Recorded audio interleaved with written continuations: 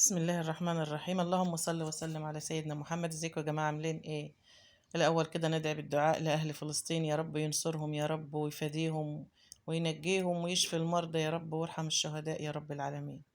اللهم صل على النبي. قمنا بقى كده من النوم، قلنا ايه نشوف هنعمل ايه للغدا. فكان عندي بقى فرخة في الفريزر متبلة جاهزة، طلعتها. تعالي يا هبة.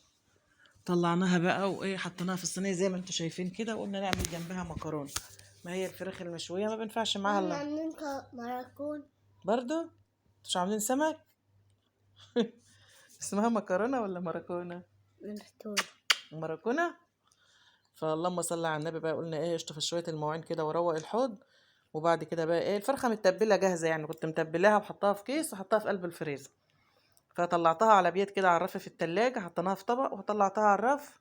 تعالي يا هبه انا عايزاكي خد. فصبحت بقى الصبح فكه وكده. يا دوب بس شلتها من الكيس، حطيتها في الصينيه ودخلتها الفرن على طول.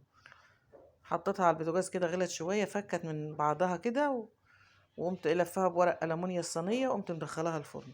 طريقه الفراخ المشويه سهله وبسيطه. التتبيله بتتعمل في شفشق الخلاط او في الكبه.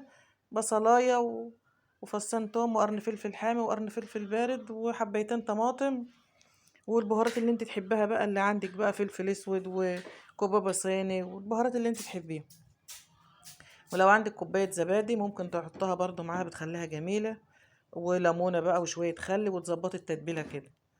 وامسكهم بقى كبهم على الفراخ بتاعتك وحطها في قلب كيس او في طبق وحطها في الفريزر. لو قعدت عندك شهر ما تقلقيش منها، طول ما هي في الفريزر ما تخافيش عليها.